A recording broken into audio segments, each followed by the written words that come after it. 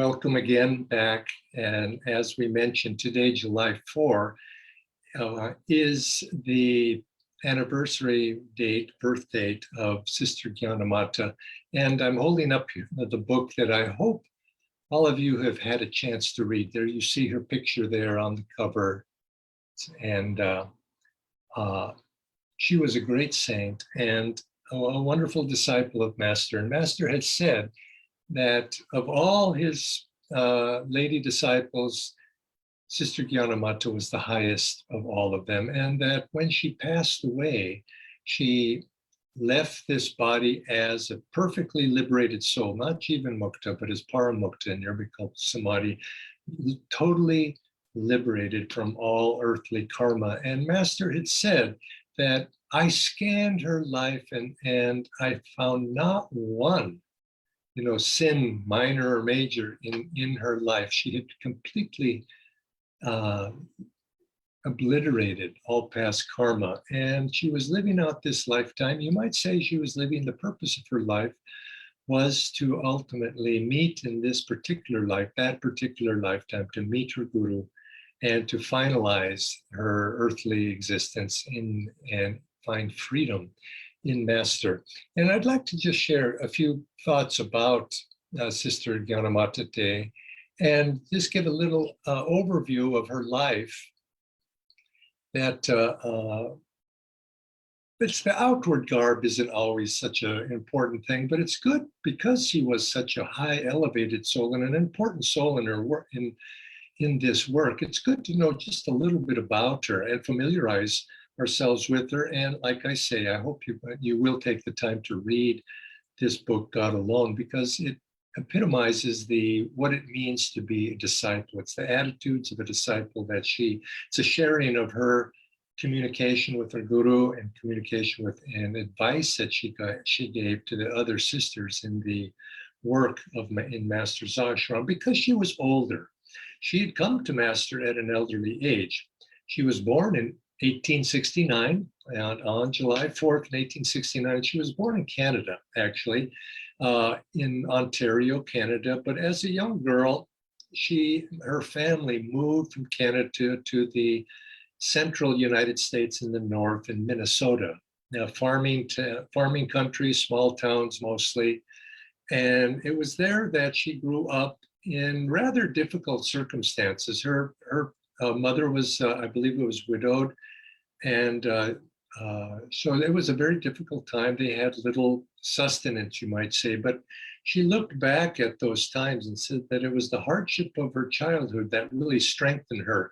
And it made her see how she was treated, and her mother was treated, their family was treated by others in that town, that said she developed an aversion to all forms of hypocrisy, because people in that part of the country are known for their wholesomeness, but yet her mother was a very independent spirited person and had never quite approved of her marriage.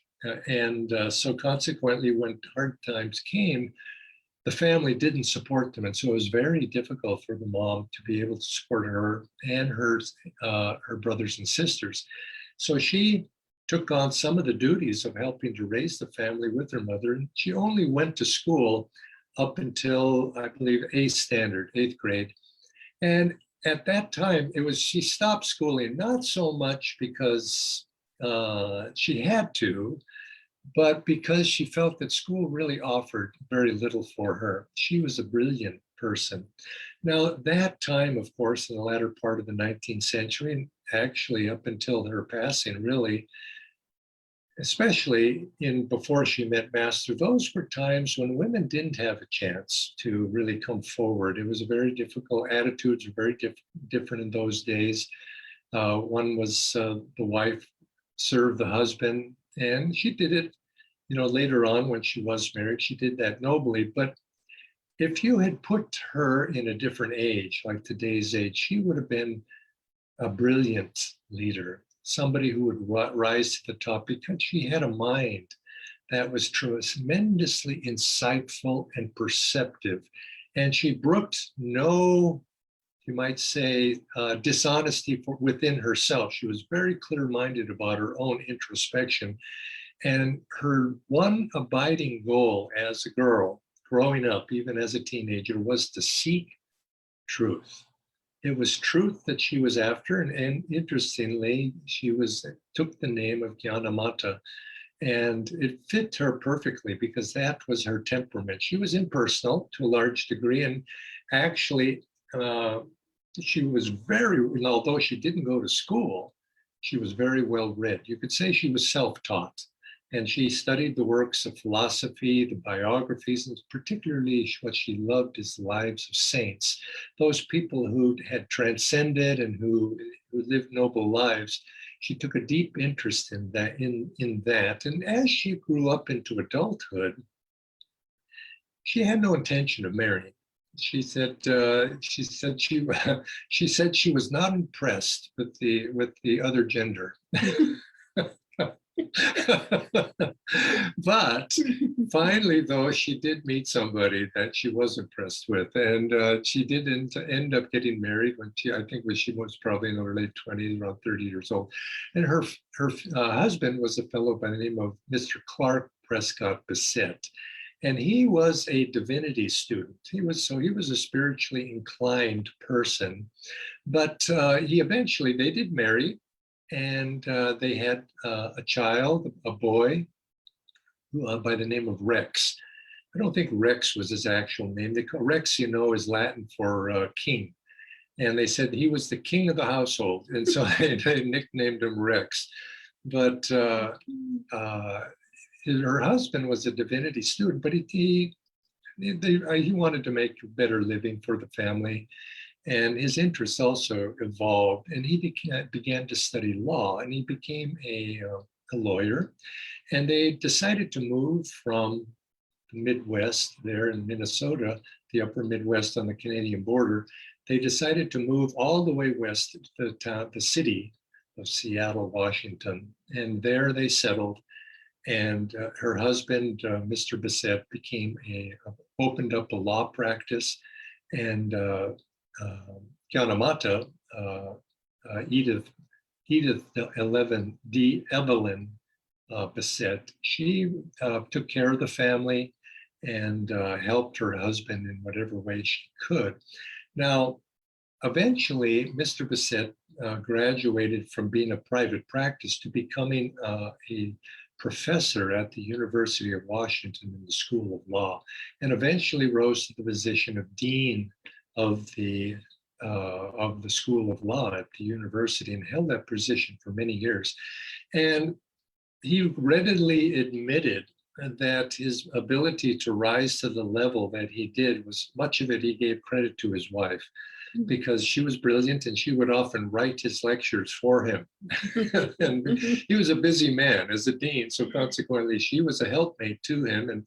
And he would say, woe betide any of his colleagues, his lawyer colleagues, who ended up getting into a debate with his wife, because she was extremely sharp. She was a brilliant person, and it was unfortunately, it was appropriate because that was her karma, but it would have been wonderful to see what she could have done in a different age. And I suspect in ages prior, she must have been a high soul of outward leadership as well, because of the insightfulness of her ability to perceive. And so she carried this with her, but underneath, she had a deep longing to know God. She belonged to the church, a Christian church, and I may have been the Church of England, I believe, but she was devout in that way. But she didn't take to the rituals and the outer trappings of it, because she knew that there was something underneath that she was attracted to more than the outward. And through her readings of philosophy and through her readings of the lives of saints, she was greatly attracted to the teachings of India. She read the Bhagavad Gita, of course, and she actually met Rabindranath Tagore, who was making a lecture tour of the United States. And because of her position as a wife of a high position faculty member, they were able to invite Rabindranath Tagore to their house and for a dinner party at their house. And he was very impressive to Gyanmata, Edith de Evelyn at that time, Beset at that time. But yet she was saying how she admired India, she admired the philosophy and the teachings of India. And this eventually naturally predisposed her to a particular aspect of the Indian tradition. That was the need for a guru. And she knew that she needed somebody. And so she was on the lookout for somebody. And various teachers came and went in her life, and through Seattle, which was a very metropolitan city. And so, but she wasn't attracted to any of them, and particularly, and until Yogananda came to town in 1924. That was, as you know, Yogananda's story. He was in the East Coast in Boston from 1920 until 1923. And then toward the beginning of 1924, he began to realize that he was now ready. The time was right for him to take his message out to a wider audience. First few years, he said he had spent them in the study of the character, the American temperament. How am I going to reach these people? And of course, he perfected his use of the English language as well. And he embarked in 1924 on a national tour, and he worked his way across the country and eventually made his way to Seattle, where he did a lecture series there in Seattle, widely published. But Gyanmata noted it and wanted to go, but she didn't feel it would be appropriate because Yogananda was, here he was in his robes, long hair, Indian. There was still a certain amount of xenophobia, strange people. What would people think if she was to show up at these lectures? Might it not be seemingly appropriate? And she didn't want to reflect badly upon her husband because her husband held a prominent position. So she didn't go herself, but she sent her son, Rex, who by this time was an adult, quite an adult. And Rex went, and Rex was very taken by Master's presentation. And so when he would come back at night and he would report to his mother all that had happened. But at first, when his mother inquired, well, what did he say? What did he do? What did he teach you? He was hesitant to share. He says, well, I made a promise. I had to make a promise not to share these teachings with anybody. And so she asked him to go back the next week and get permission, and which he did. And Yogananda gave that permission. So Rex began to come, and after the lectures, he would come back and instruct his mother in anything that he had learned. And so he never, Gyanmata never met Yogananda that first trip in 1924, but yet as he left, she had this feeling that this was the one. And she's followed him mentally wherever he went. And she kept in mental touch, you might say. Well, the next year, in 1925, Paramahansa Yogananda again was continually traveling in those days and made a second visit because he probably felt some call to Seattle. And he made a second visit for another series of lectures, which Gyanmata did attend, and she invited Master to her home. Now, actually, I'm not sure she did attend, but I assume she did. But when he came, because she invited him to her home through her son, Rex, and he came. So their first meeting was in their family home in Seattle, Washington. And it was related that by both Master and Sister Gyanmata that there was an instant recognition when he came into the house. They knew each other immediately, that there was this tie that was to them. And she said to him, bless me that I may realize God. So in other words, she was asking to become his disciple. And she showed him around the house. And there's one room upstairs where perhaps that was where she asked him this, and he gave her a blessing.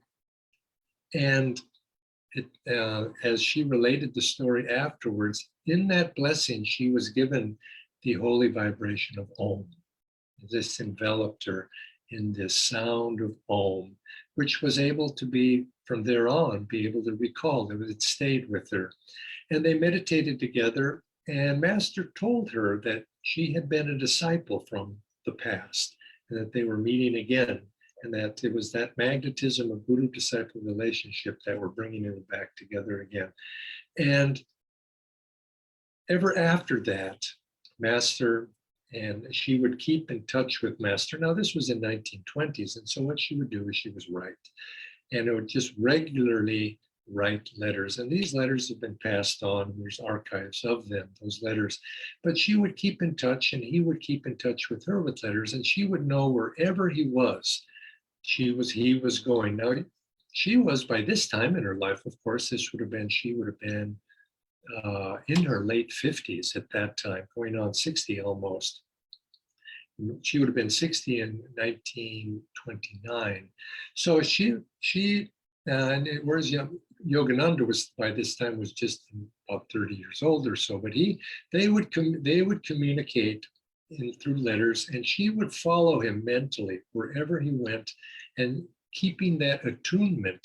And he would, through that mental attunement, she kept her discipleship alive. And she would ask him mentally, and sure enough, a letter would come answering the questions that she had been pondering. Now, there's a nice little story that a little later, we're going to come back to and refer to this story again. But there was, at that first dinner that they had together there in her home, there was a number of other people there that had come to dinner. So there was a number of people were seated around the table, and there was a salt shaker on the table, and it was a sort of a salt shaker. If you've seen them, it looked kind of like an egg, and the salt comes out one side, but the bottom part of the egg is weighted, so you can push the salt shaker to the side, but it always bobs back up. It always comes back to a point of rest, standing straight. So Master became very fascinated with this salt shaker, and with his finger, he began to push it over, and it would come back up. Push it over, come back up. And he did this again and again and again. It always would come back up naturally, until finally he prayed, and he heard, the voice of God, push it over for sister's sake. And he pushed it over, and it stayed on, down. And everybody at the table was just amazed by this, how did that, and then afterwards, everybody else was trying to push it over, but of course, nobody could get it to stay down. Well, interestingly enough, after Master left, and later on, maybe it was the next day, they were recounting this, and Gyanmata started to push it over too. And she pushed it, and it stayed down. And she said she took that as a sign that she was Master's disciple, and because it was, Master's presence, you might say. And once he left that second time, he didn't come back to Seattle, and she didn't see Master again for 5 years. But they kept in constant contact through letters, and eventually, at about 1930, Mr. Bissett and Edith, Gyanmata, they ended up moving to Southern California, shifted to Southern California. And in 1930, Mr. Bissett, and from there, they could visit Self-Realization headquarters at Mount Washington. In 1930, Mr. Bissett went to Paramahansa Yogananda and said that he asked Master that after my passing, will you take my wife, Edith, and allow her to live at the ashram at Mount Washington? Because he had a premonition that he was going to pass. And sure enough, Master said, of course, she's always welcome here. This is her home. I want her to know that. And and he told that to Gyanmata. And sure enough, a month or two later, Mr. Bissett passed on. And Gyanmata moved to the ashram there at Mount Washington, where she became, you might say, in charge when Master was not there. When Master went to India in 1935-36, he left the work in America in charge of Gyanmata. And she, when he came back, she then took, I think it was after he came back, but maybe it was right before. Actually, I think it was before she left. He left. He initiated her into the sannyas, and she became Sister Gyanmata. Now, she was Gyanmata, she didn't need the preface of sister, but that's how Master always called her. He's called her sister. And she continued to live there at Mount Washington, eventually then shifted down to Encinitas after Master came back, and took care of Encinitas and was there serving in whatever capacity. Now, all of this time, especially even when she first met Master in Seattle, she had a very difficult time with her body. She had heart troubles, she had kidney troubles, she had arthritic troubles. She had one trouble after another, and she was pretty much constantly in pain. But yet, pain or no pain, she was a model of discipleship to which all the other ladies in the ashram looked up to, with constant service to Master. And she would say, and they're famous, some sayings, he says, when Master says something, just say yes and make it snappy. Think about it afterwards, how you're going to do it, but don't hesitate, just say yes. And she was always there, and she didn't speak much. Whenever she was in the presence of Master, she would always stay reserved by herself in the background. But Master would just smile knowingly at her because they were perfect mental attunement. They didn't need to say anything. And in this way, this was her life. And this was her essence, perfect attunement with the Guru. She knew that that was the one thing she wanted in life. She wanted to be free. She wanted liberation.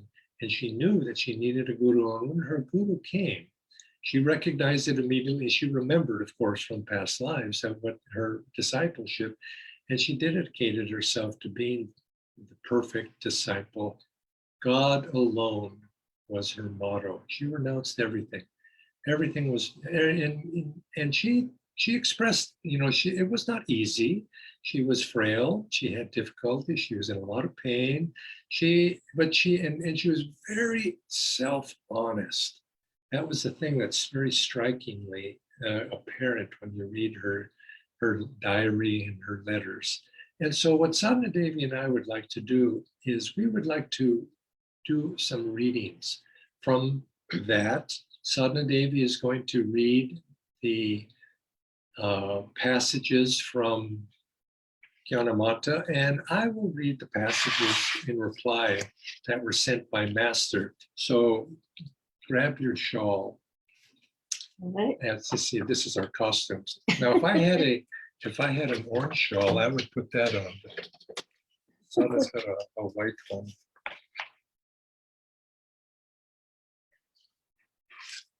So as we read these, imagine Gyanmata and Master having a conversation through these readings. All right. Now, am Okay. I Okay. attired? You're tired. Correctly? Attired. You're tired Attired. properly. All Okay. right. Okay, let's meditate a moment.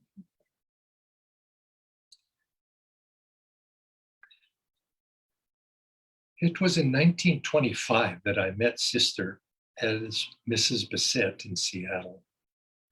She invited me to dinner at her home. Immediately, I knew her soul from lives past. While we were at the table, I noticed a little novelty salt shaker, rounded on the bottom and weighted with lead so that it couldn't be made to lie down. I tried to do it 20 times. And then I heard the voice of God. For the sake of Sister, lay it down. Speak, and it shall be so.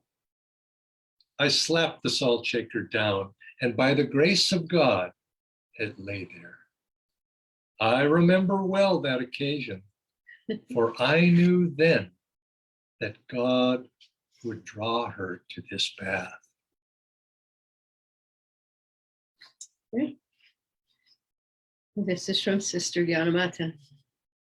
To my blessed Master, for recognizing me in Seattle as one of your disciples from the past, for receiving me when I had no one else to turn to,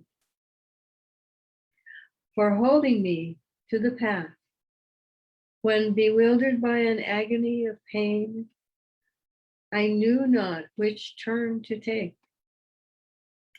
For everything that has come since, up to the present day, for all you are that I know you to be, and for all you are that I cannot know, I offer you reverence, gratitude, devotion, and love. But not enough. Oh, not enough. It can never be enough. In 1932, her husband, who was a university professor, brought her to Mount Washington, calling her sister. I was very much astonished and asked, "Why did you bring her?" He said, "Would you keep her now? Sister wants very much to live here at Mount Washington." I said, "What about you?" He replied, "I'm going to leave this body in 3 months. Have you any disease? Any trouble?" "Not at all," he said, "but you will see me go." He was a great man of God. Few people knew that. He went away and his words were fulfilled. There was no sign of disease in him at that time, but in 3 months, he was dead. Sometime after, I went one day to see Sister in her room at Mount Washington. I could hear her heart pumping, just like a bellows, even from the door. I was very frightened for her and called to God. "Sister," I said, "heaven is with you, and I beg your life from God." And I knew that having begged her life from God, she could not go from this earth without my prayer to God to release her. His troth with me was, "She will not go until you say so."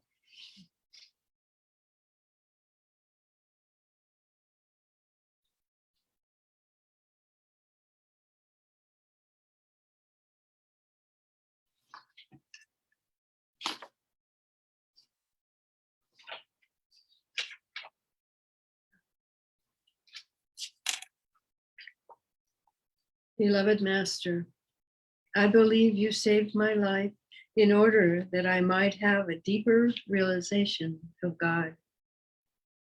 If I must endure my karma while never ceasing to work against it, if I can realize God, then my heart problems and the arteries, the left kidney, etc., will not matter. Even if I don't, they don't matter.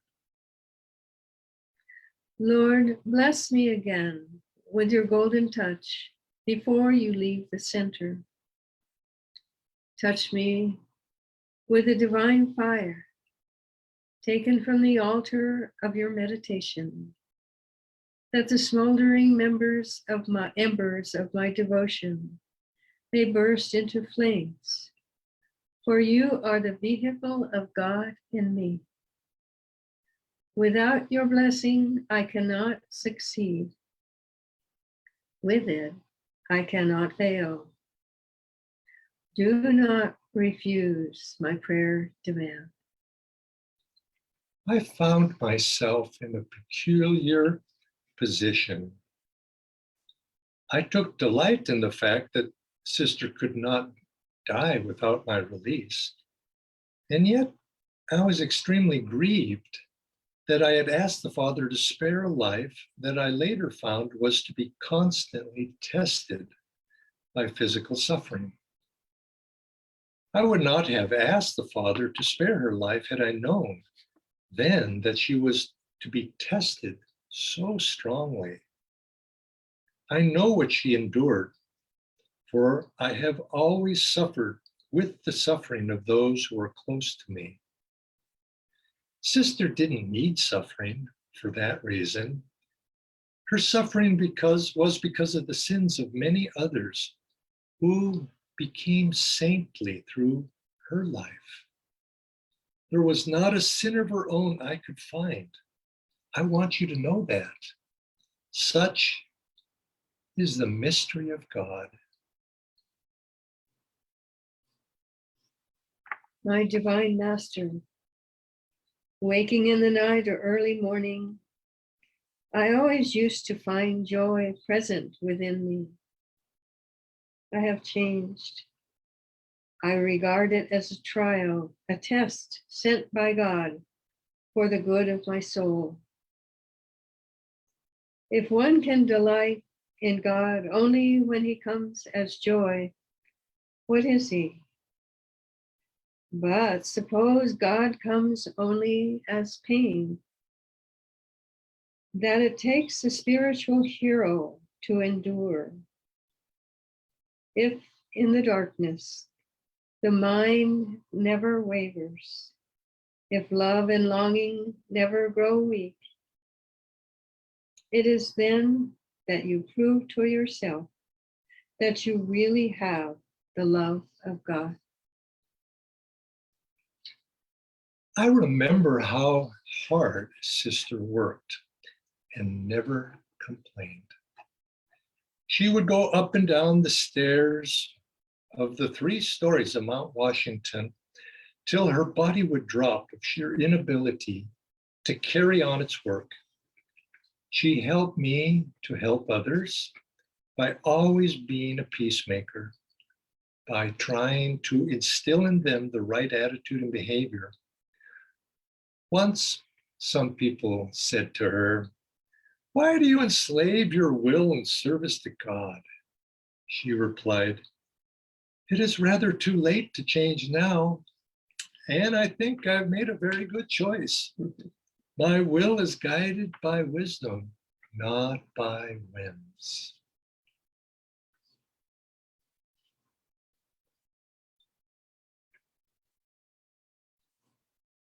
Okay, where is it? I can't find it.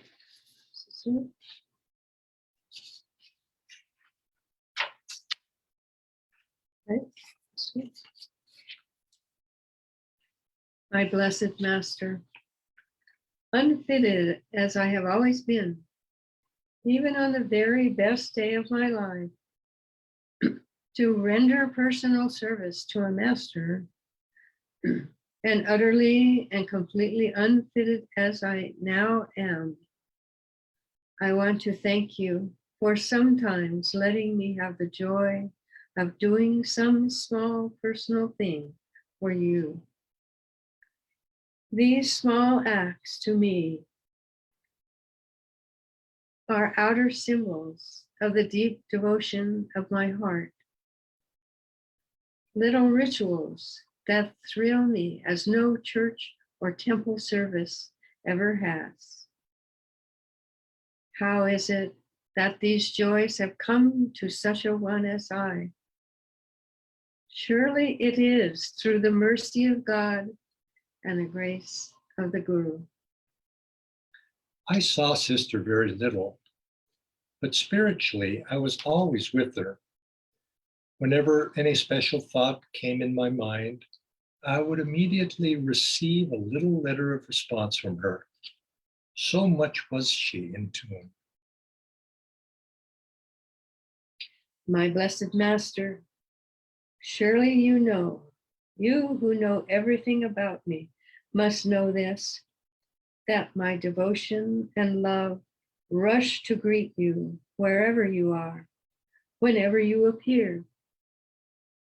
Always I am standing invisibly before you, humbly and patiently awaiting the moment when I will receive a word and a smile from you. For 16 years, I have followed you from point to point. Until now, I do not feel your absence. For where you are, there I am also. Many times, her life seemed to be going, but it didn't go. I remembered the covenant with God. With sister's life, he still kept the troth that never would he take her away without my consent. So through the years, God has kept that promise with me. Last Wednesday, one of the disciples in Encinitas called Mount Washington and told me, "Sister is suffering awful." What they described just went right through me, and I began to cry. I began to pray. And that night after midnight, I wrote this note. Mother Divine, break the troth of mine with thee about good sister. Release, if you will, mother dear. Her test is greater than she can bear. From this nightmare of suffering, take her to the wakefulness of ever new bliss. That was when I gave up the covenant that I had with God. Then I couldn't sleep. I sat up and prayed, Mother, will you listen to me? And a great light appeared. And I saw Sister in the arms of the Divine Mother. I cried out, Sister, don't go, wait. And even that desire was fulfilled. My blessed Master, it is said the whole life, like a panorama, passes before the eyes of the dying. I wonder if it might not be that I am undergoing this experience now, before the event, in order that later on I may be free to give myself up to the joy of that moment. What greater joy could I ask then? What flows from my acceptance by you? I am blessed. All these years I have counted myself fortunate if I could but hear the sound of your voice.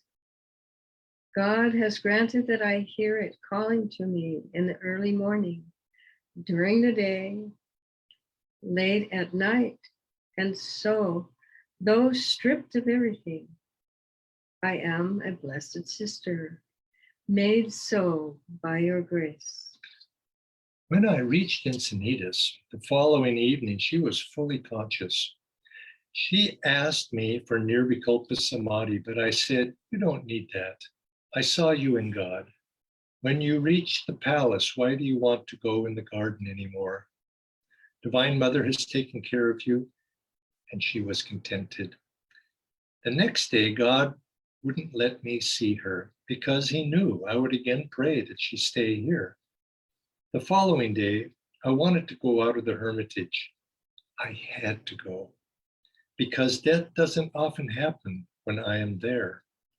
And I knew there would be a big battle between my father and me. I went to Sister's room, and others didn't know that it was my last visit. I commended her to God and I asked her, if you have any desire, I will fulfill it right now. You tell me. 3 times she said no. Is it true? Yes, sir. She replied very firmly. She was just falling asleep and I went away in the car. I said, just drive around, not too far. But my soul was only one place, with Sister. On our way back, I said, stop at our SRF cafe.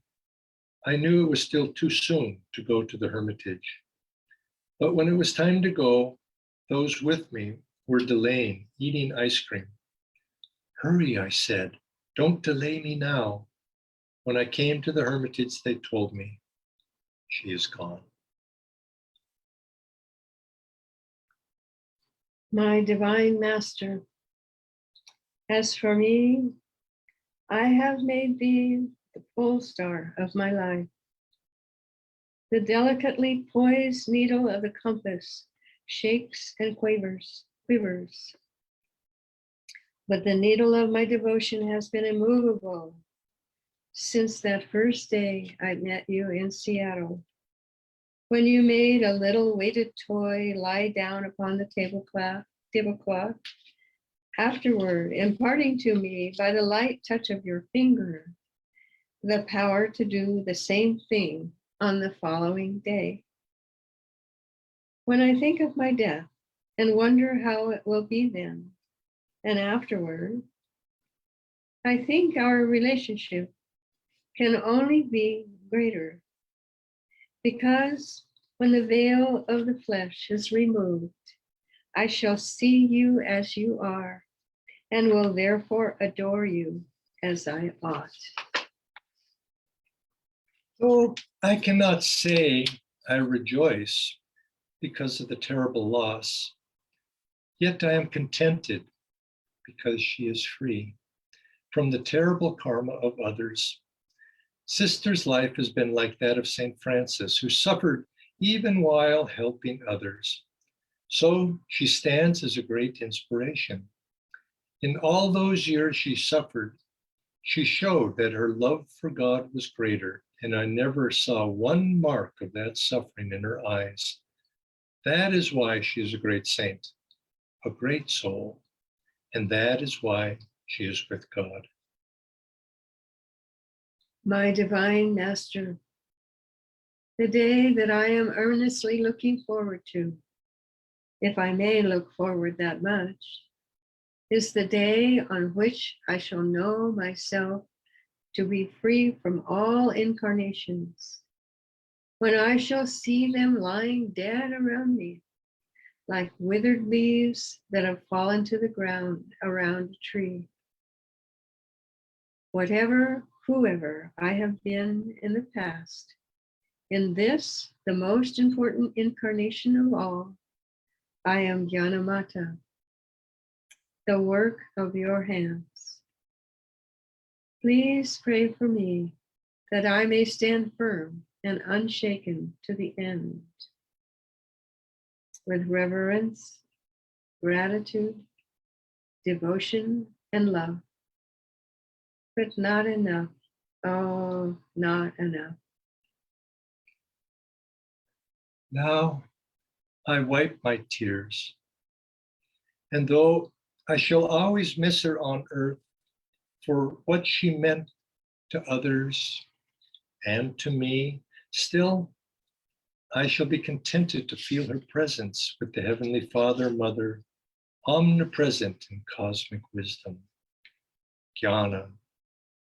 Gyanmata, Mother of Wisdom, has commingled her being with the cosmic Mother of Wisdom. In every flower, every leaf, every gust of wind, in the hermitage where she lived, in every particle of earth, and the twinkling stars and Milky Ways, wherever cosmic wisdom is, I shall feel the spirit of sister. What joy. What joy. Too much joy. Too much joy. Om Shanti, Shanti, Shanti.